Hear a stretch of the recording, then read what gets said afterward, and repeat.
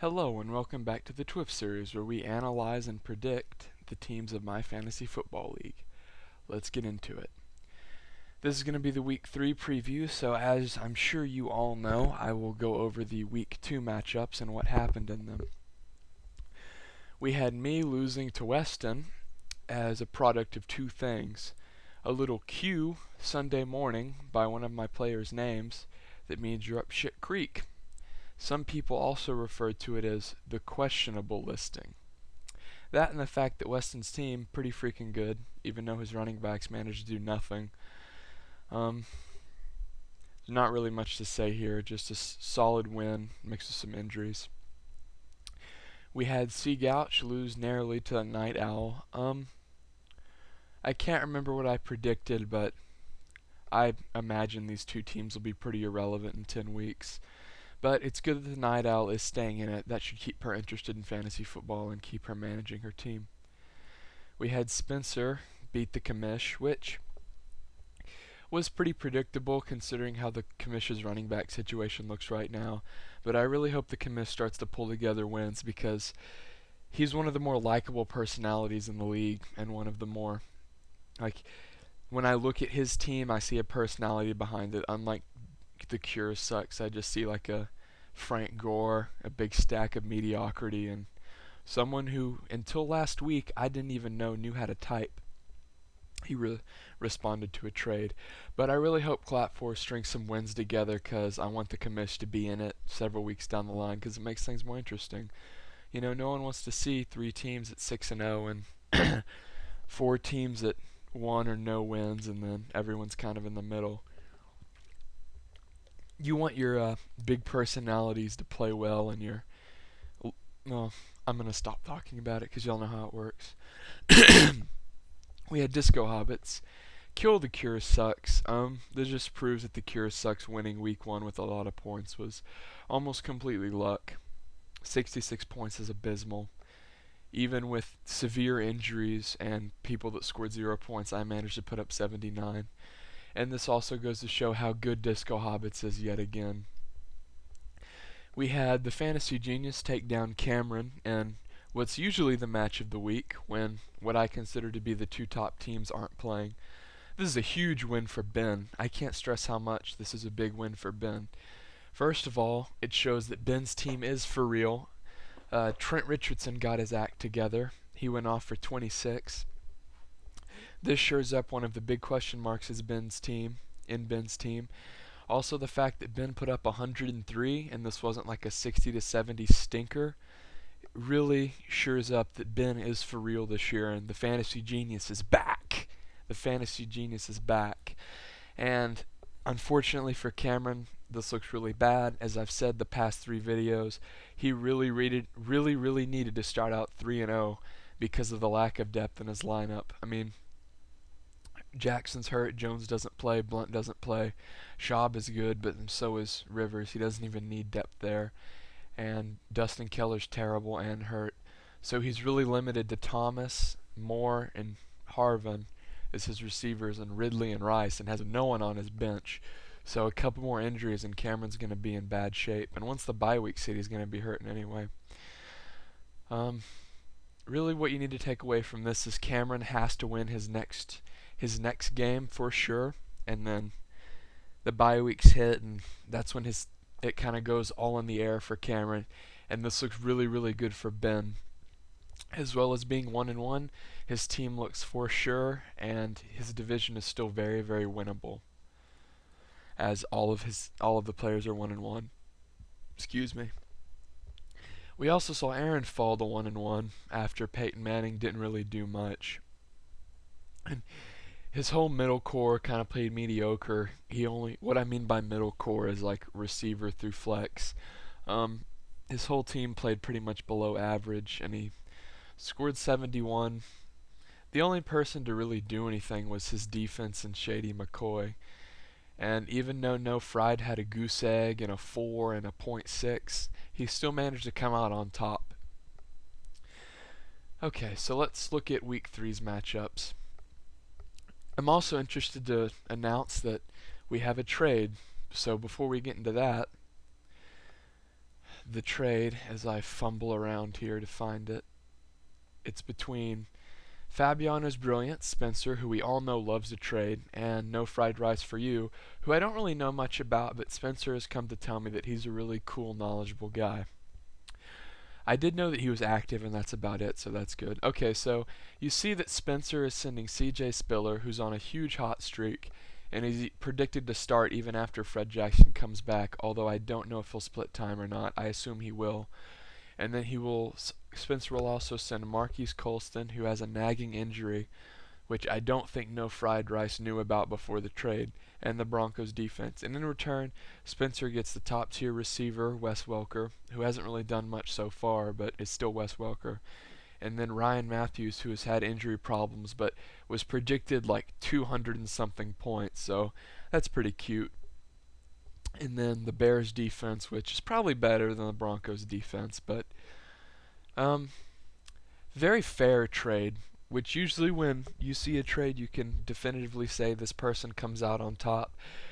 But it looks like to me Spencer's going to come out on top in the long term, but No Fried will benefit in the short term.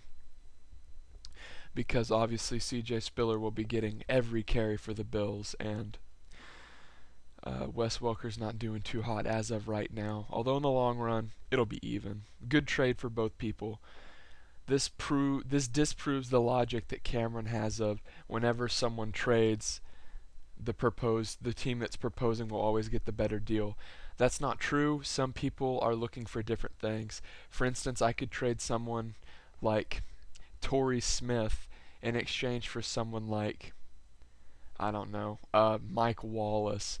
Smith might have more upside than Wallace, and if I need a consistent receiver, then Wallace might be better for me than Torrey Smith.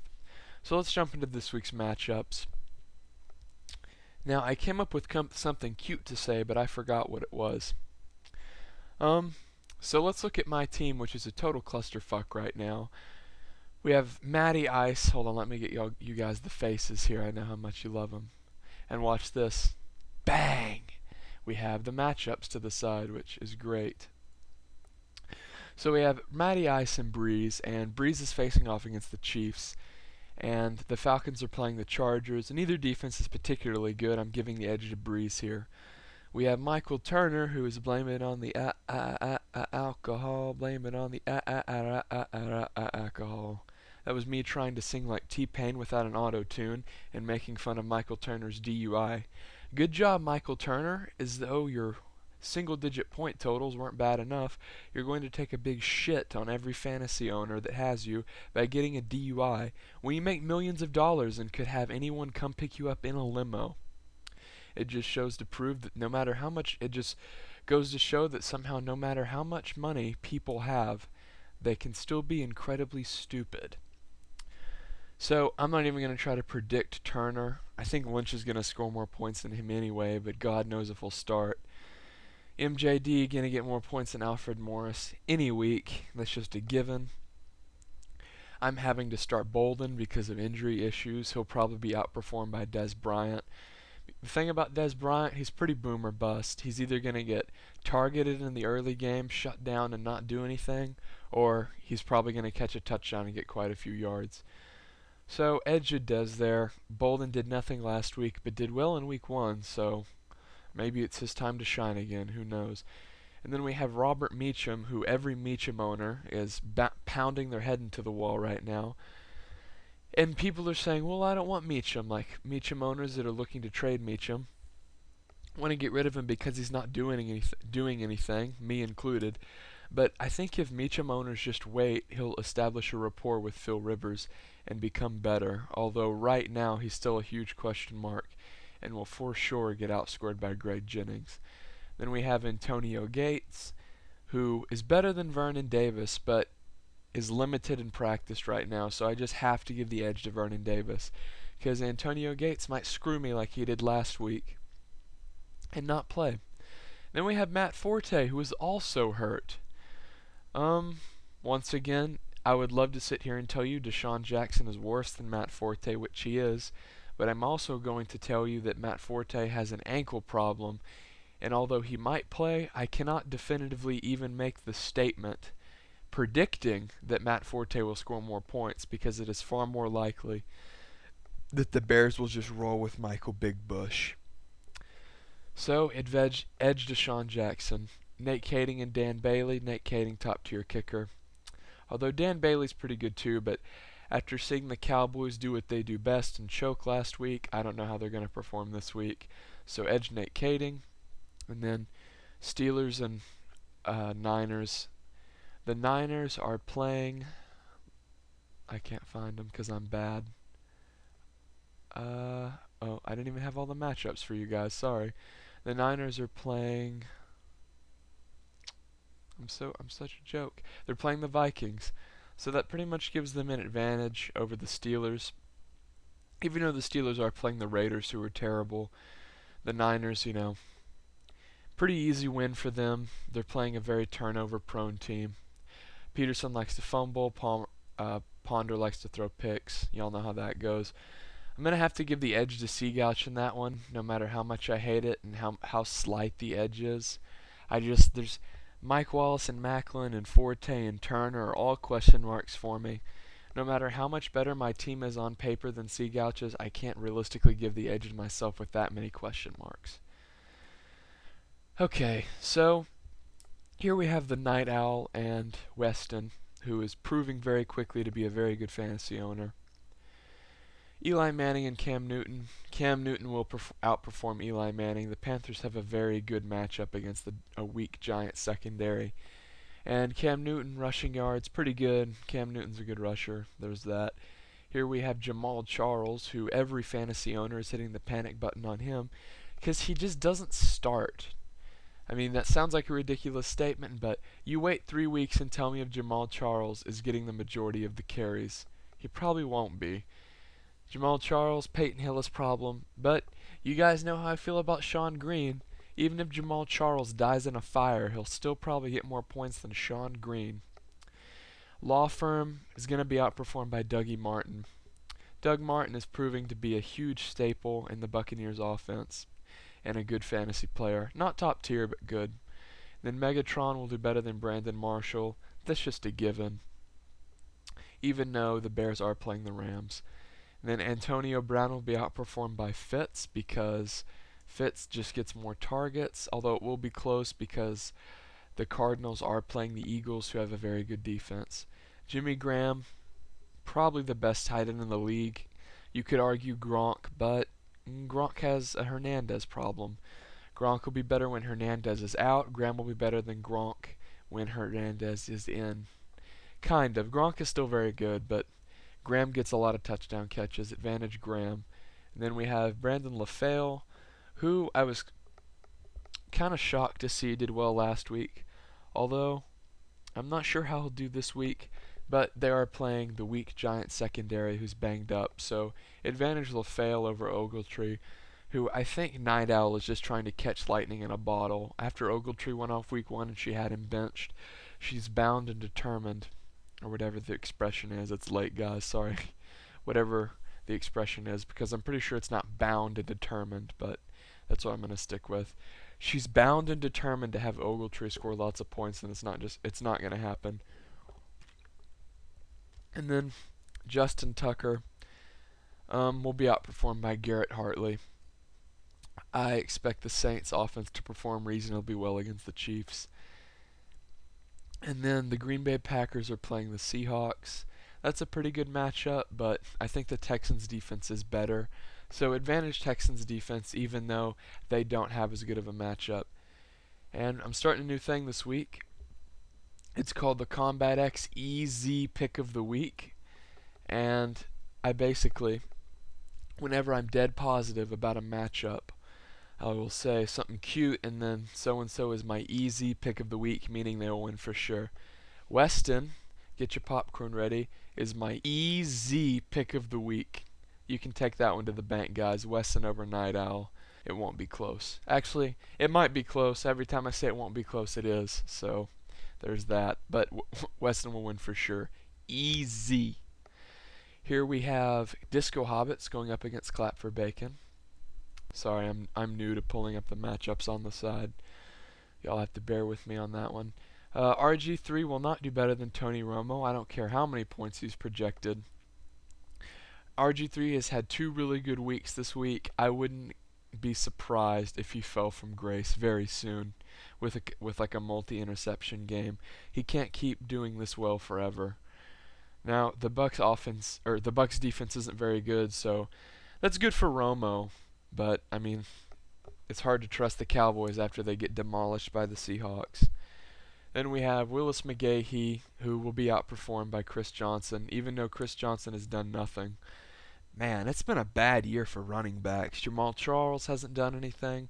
Michael Turner hasn't done anything. Chris Johnson hasn't done anything. A lot of guys have been really underwhelming. Forte's hurt. Doug Martin's been like a surprise. He's been actually pretty good. You wouldn't have expected that. Arian Foster projected 35 points again. Playing the Broncos, who has actually a pretty good defense. I don't know where they come up with these things. Do they just like... I don't know. They have like 4 slots and they roll dice and then like, oh, a 4. Looks like that'll be the first number. Then like they roll more dice and it's 1, 2, and 3. So, oh, he's going to score 41 points this week. I don't know how they do it. That would be my guess though, because Ben Tate steals carries from Arian Foster. I have no idea why they actually think he's going to score 35 points. Well, knowing how I've been predicting lately, he might. Donald Brown, not very good, obviously. Roddy White, the way the Falcons offense works is it switches between Julio Jones booming and busting and Roddy White booming and busting. So one week Jones will score 20. Everyone will try to trade for Jones. Cure Sucks won't trade him because he's bad. And then the next week Jones won't do anything. Jones won't do anything. And then Roddy White will catch all the balls. So I haven't actually seen any patterns develop, but hopefully Michael Turner doesn't get suspended and he gets all the touches because that's what I need. So Victor Cruz will probably outperform Roddy White based on my ridiculous logic that makes actually no sense. So we're just going to move on. Andre Johnson going to outscore anyone unless he gets hurt, especially if their name's Malcolm Floyd. Kyle Rudolph, not particularly good, especially in comparison to Jason Witten, who is very good. Advantage Witten. And then we have Darius Hayward-Bay. Remember how highly drafted this guy was? The Raiders could have taken someone better, but they took Hayward-Bay because it was 40 time. Raider fans, I'm sorry. I feel really bad for you. Advantage Miles Austin. Gostkowski and Prater. Gostkowski all the way. I think the Ravens will stop the Pats a couple times in the red zone, and that will lead to Gostkowski getting some field goals. And then, as far as defenses go, I think the Cowboys have an edge just because they're playing the Bucs. I don't really see the Pats D getting 9 points, especially against the Ravens. That's a little overzealous.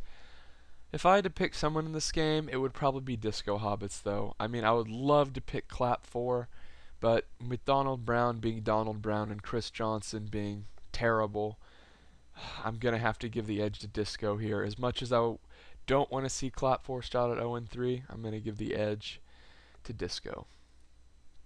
Here we have Fabiana's Brilliant, Spencer, and the Cure Sucks. Okay.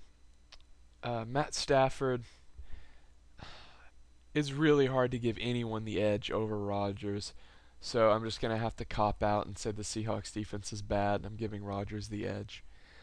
Adrian Peterson looks to be completely recovered from his injury and will most definitely outperform D'Angelo Williams, although with Jonathan Stewart being hurt and the Panthers playing on Thursday against the Giants, expect D'Angelo Williams to score more points than you expect, which, judging by D'Angelo Williams, fantasy-wise, you probably don't expect him to do much, so there's that. Darren Sproles, the little lightning bug. I think Matthews is about to come back, so I'm going to give the edge to Frank Gorehole in his prison picture. He looks like such a moron. So advantage Gore because I think Matthews will come back and start to steal carries, and the Chargers offense is such a cluster. You could have every player on the Chargers offense and you would somehow not get any points, even though the Chargers managed to score. I don't understand. I just don't understand how, like, the Chargers manage to put up points in real life, but none of their players actually score fantasy points, except for the ones that no one have, like backup tight ends. Here we have Julio Jones and Marques Colston. I mean, if you like to flip coins, pick Julio Jones. But the thing is, you're flipping coins with the Saints offense anyway. And here in the Saints offense, you're kind of flipping coins between like 10 guys, it feels like. And with the Falcons offense, you're flipping coins between Jones and Roddy White. So I'd rather flip one coin than 8, so give me Jones. Here we have Vincent Jackson and A.J. Green. Vincent Jackson, touchdown magnet lately, playing the terrible Cowboys defense. Although A.J. Green is better than Jackson, but I'm going to have to give Jackson the edge here just because, you know, if you're a Cowboys fan, I don't need to explain. The secondary is pretty bad. Here we have the Gronk going up against Jacob Tamey. You know, I don't even need to talk about that. Hernandez is out, which makes Gronk even better. Advantage Gronk. C.J. Spiller, who, come to think of it, won't even be on Spencer's team come game time. So I'm just going to assume that whoever Spencer puts in will outperform Alshon Jeffrey, which isn't even that much of an assumption because it's Alshon Jeffrey. Jason Hanson, Janikowski, Hanson top-tier kicker. You will rarely see NFL players balding in their pictures, but if they are, they're usually a top-tier kicker. Someone make me a Dos Equis most interesting man in the world meme out of that. I don't always see NFL players balding, but when I do, they're top-tier kickers. Someone hook me up with that, come on. Then we have the Eagles defense, gonna crush the Cardinals. You know why. I mean, Cardinals are awful. I actually have think about the Cardinals like 5 years ago with Kurt Warner and how good they were, and then think about how bad they are now with like most of the same players and just a different quarterback, and that will make you realize how important a quarterback is in the NFL. I'm giving an advantage to Spencer here based on the fact that his whole team is better just overall, and I just talked about it, so y'all don't need to hear me hit the high notes again. So advantage Spencer. Here we have Choking a Hogo going up against Rampy. This will be a pretty good game, at least according to the projections, so it's probably going to be a blowout. Alex Smith going up against Phil Rivers. I'm going to assume that Aaron is starting Alex Smith as a joke. Advantage Rivers. Shady McCoy. There's that 35 number. So whenever they roll the dice to project the top tier running back numbers, I guess one of the dice has like multiple 3s on one side, or on one dice. So advantage Ray Rice because he's just so good. Although it'll be close because the Eagles are playing the Cardinals. So this is tough. Actually, advantage Shady McCoy. Although don't expect 35 points, expect a lot. He has the favorable matchup. Whenever I see these like idiotic dice roll numbers, I feel obligated to like go against them because they're almost always wrong. So that moving on. DeMarco Murray and Stephen Ridley. Murray was projected as a top tier guy, and when I say projected, I mean most people thought, not some goon at NFL.com thought. And to join the ranks of every other Michael Turner, he has been a big disappointment, although not as much so as like Chris Johnson. But still, he's been a disappointment, so advantage Stephen Ridley. I expect the Patriots to ground and pound a bit more than they usually do against the Ravens. Brandon Lloyd, Demaryius Thomas. It's really hard to predict who is going to get the touches as far as the receiving core of the Broncos go. But Brandon Lloyd's pretty terrible, so advantage Demaryius Thomas. Decker hasn't really done anything. So like I think Rampy might want to bench Decker, but I mean it seems like with a guy like Decker, as soon as you bench him, he's going to go off. So advantage Thomas, but it's a tough pick because he could get 0. Danny Amendola going up against Percy Harvin.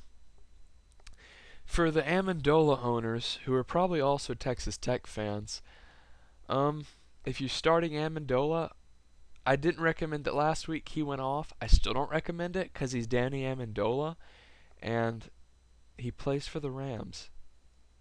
Yeah, that's all I have to say about that. Percy Harvin will outperform him. Percy Harvin is very good. Pretty much a weekly start for Cameron. I don't know why he benched him last week. Here we have Brandon Pettigrew, who will beat Dustin Keller, who apparently has scoliosis and can't keep his neck straight. Then we have Michael Bush and Randy Moss. Michael Bush gonna way outperform Randy Moss because this isn't the Randy Moss of mooning the Green Bay crowd. This is the Randy Moss of San Francisco, and this is the Michael Bush of Matt Forte's ankle injury. So advantage Michael Bush. David Akers all powerful. Don't care if he's not projected. More points, all powerful. And then the Giants D is projected quite a few against the Panthers. I don't know how much merit that actually has because the Panthers kind of proved that week 1 was a fluke, although the Ravens are playing the Pats, so advantage Giants. This is tough because I really, like, the bias of me wants to say Cameron is going to win because, well, if he starts out 1-2, his team's in horrible shape. He's fighting from behind with no depth, and it's really hard for me to make his matchups interesting when he's like starting waiver wire scrubs because of injuries. But the logic in me wants to say that the Eagles are playing the Rams and that the Rams are terrible. But I'm doing it. Screw it. Cameron, you have my faith. I'm picking Cameron. Let's go on to the next matchup. Terrible made-up music in my head. So far you got to hear me sing T-Pain to make fun of Michael Turner, and then you just got to hear me like sing a tune that wasn't actually a tune. It was just random noise that was supposed to signify that this is the game of the week. I should probably just stick to talking though.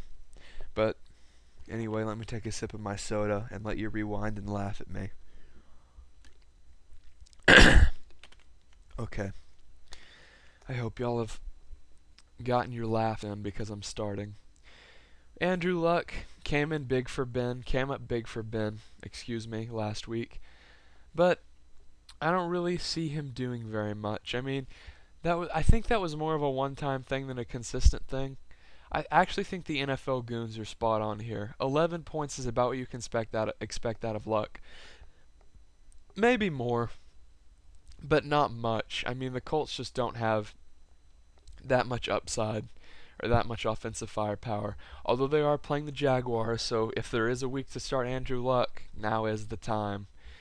But he will be outperformed by Tom Brady, who is Tom Brady, and as much as I dislike him as a person, is a very good fantasy player. Reggie Bush went ham last week. Darren McFadden, another top-tier running back that has done nothing. I'm going to give the advantage of the hot hand here, Reggie Bush, although he does enjoy dropping Heismans and receiving illegal benefits and doing lots of other things that make him a USC player. Zinger! But, yeah, advantage Reggie Bush. And then we have Trent Richardson, who came up big for Ben last week. I'm going to predict that he's going to come up big again. Bills' defense got killed week 1. They're probably going to get run all over again.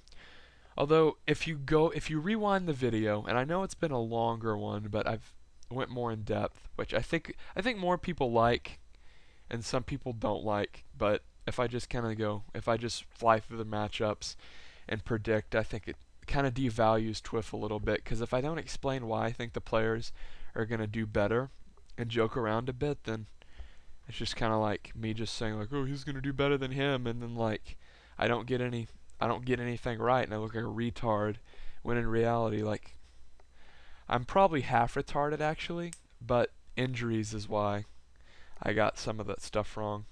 Anyway, like I was saying, if you go back and look at the other Chargers running back, whose name escapes me, he was also projected double digits. So, and I mentioned that Matthews was probably going to steal his touches.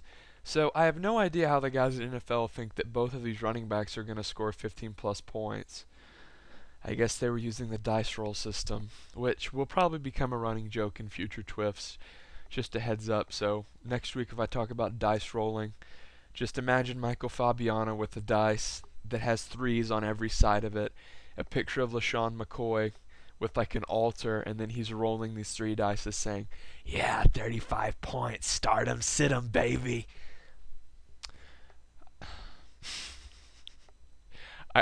I'm a decent joke maker, but I'm not very good at transitioning out of them and talking about football again. So I'm just going to jump into it. Jordy Nelson, favorable matchup. Steve Smith, favorable matchup. Give me Smith. Cam Newton really doesn't have anyone else to throw to other than him and LaFale. The the Packers are much like the Saints in the fact that they have a lot of people to throw to, although the Green Bay Packers much less so. Dwayne Bowe actually managed to do something last week, and Michael Crabtree is pretty terrible, so advantage Bowe there. Tony Gonzalez and Jermichael Finley. Gonzalez is almost a guaranteed touchdown. Whereas Roddy White and Julio Jones fight for touchdowns, Gonzalez is guaranteed 7 points. If you plug in Gonzalez, he's going to get you 7 points. He's going to catch about 70 yards and a touchdown. Maybe not the touchdown, but he's probably the most consistent tight end other than Witten, who has much more upside, but that's irrelevant. Finley put up .6 last week, and having him last year, even though he has a good matchup, I don't trust the guy. He's Garbo. San Antonio Holmes, he's catching balls from Mark Dirty Sanchez, which is always a bad thing. And Stevie Johnson is one of the Bills' only threats. So if the Bills find the end zone with something that's not with someone that's not C.J. Spiller, then it's probably going to be Stevie Johnson. Advantage Stevie Johnson. And here we have Matt Bryant, the Falcons kicker. I can't even talk. I'm so flabbergasted. Projected 16 points. The Falcons are playing the Chargers, whose defense isn't particularly bad. They're pretty middle of the pack. I don't know, like, I'd like someone to riddle me that, like explain to me how that's feasible, or how that even makes sense. Like, obviously it's feasible. Like, you know, you got Michael Turner in jail, so I guess they could stall out, but is their offense that bad where they're going to kick that many field goals? Come on. But I will give him the advantage because I think it's about time. It's about time for some Jets drama. Don't you guys agree? Some hard knocks, some Tim Tebow chants. I think the Jets are going to crash and burn this week. I think they're going to lose to the Dolphins, and they're going to put up points, but it's going to be close, and the New Yorkers, they're going to be salty. At least that's what I can hope for.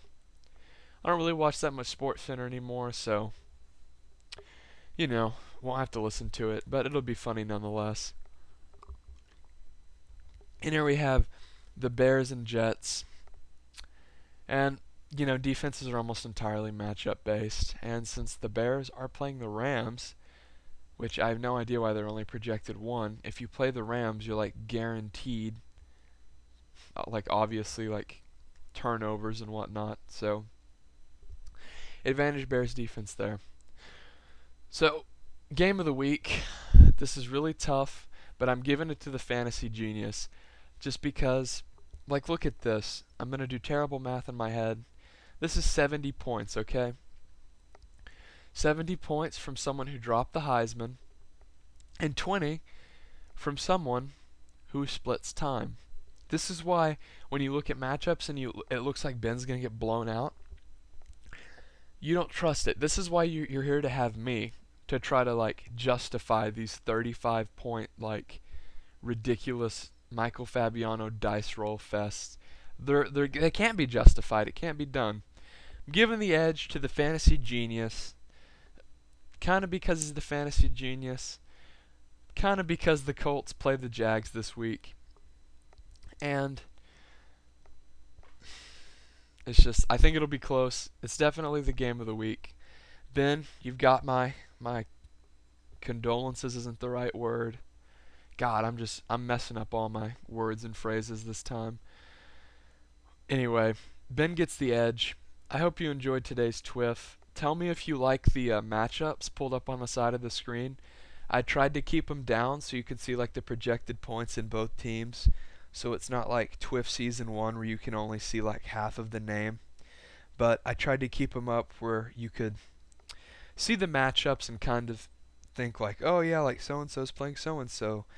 Maybe that's a good matchup for them. It helps me because I don't have to like look at my phone and scroll through and try to figure out the matchups. I think it makes it a little better. Leave me a comment and tell me if you agree or disagree, because I think it makes it a little more enjoyable to read, or I don't know. Just tell me what you guys think. And then I can't tell if I always think I stammer a lot, and maybe I do, but maybe I don't. So leave me a positive comment about Combat X and the EZ pick of the week. Just leave me a comment, guys. I'm looking for some feedback here.